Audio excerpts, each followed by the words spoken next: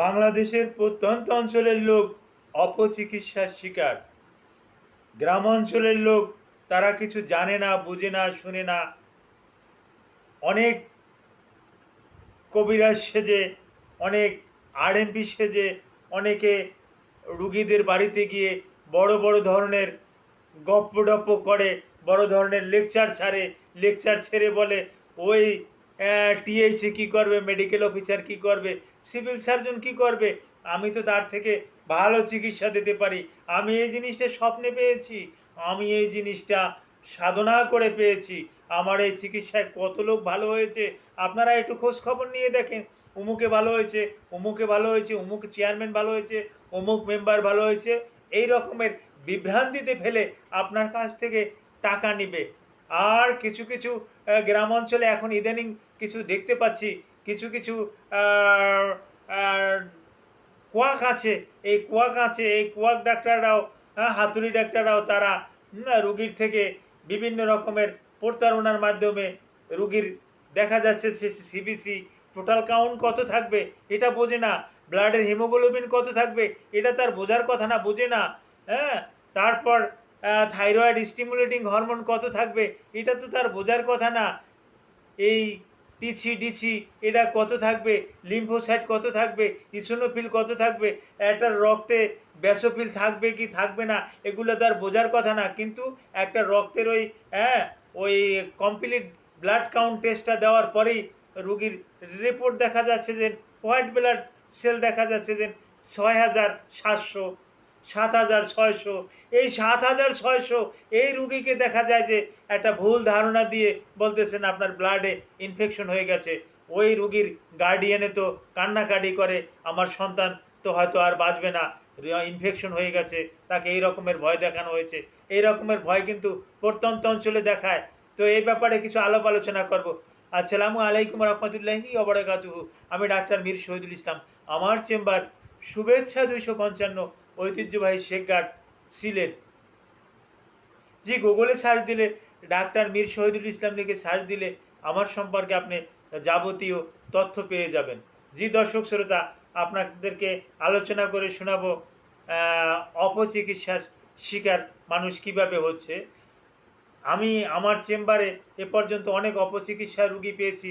তার ভিতরে কিছু কিছু অপচিকিৎসা রুগী, যেমন এই যে এটা আমাদের আছে, এটাকে আমরা কান বলি।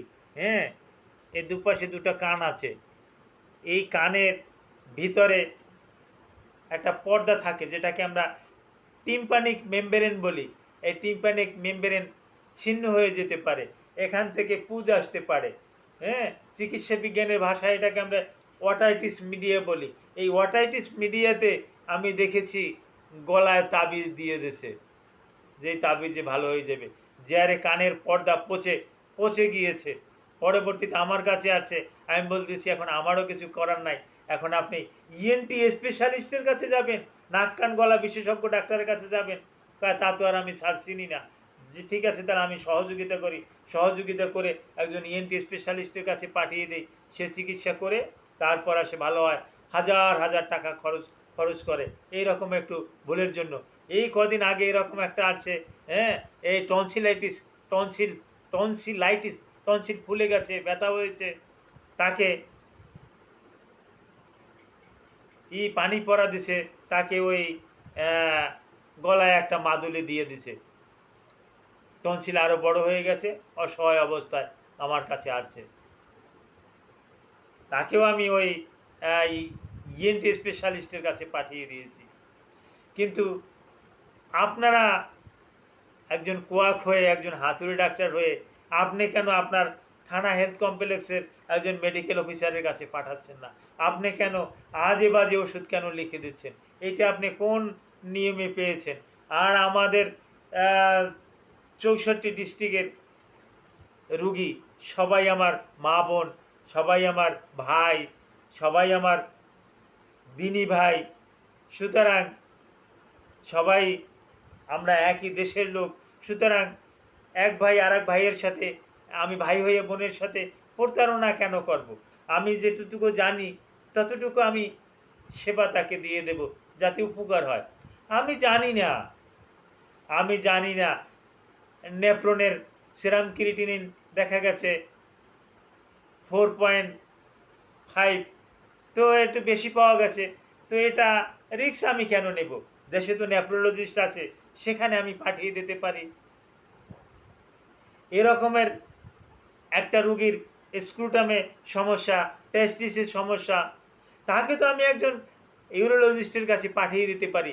ইউরোলজিস্টের কাছে পাঠালে ইউরোলজিস্টও তাকে ভালো একটা ট্রিটমেন্ট দেবে। এই ভালো ট্রিটমেন্টের পরিপ্রেক্ষিতে সে তো ভালো হয়ে যাবে। আমি কেন এই ভুলটা কেন করতে যাব? আর আমাদের রুগীদেরও কিছু দোষ আছে, আমাদেরও এখন থেকে অ্যালার্ট থাকতে হবে। আমরা একজন মেডিকেল অফিসার ছাড়া অন্য কারো কাছে যাবই না, প্রয়োজনই নাই, তার পরামর্শও নেব না। সে ওই ভুলভাল বুঝিয়ে আপনার থেকে পয়সা নেবে, ওখানে যাওয়ার দরকার নাই। আপনি সরাসরি একজন ন্যূনতম একজন মেডিকেল অফিসারের কাছে যাবেন, উনি আপনাকে ভালো পরামর্শ দেবেন। আশা করি আপনাদেরকে বোঝাতে পারছি। Thank you all.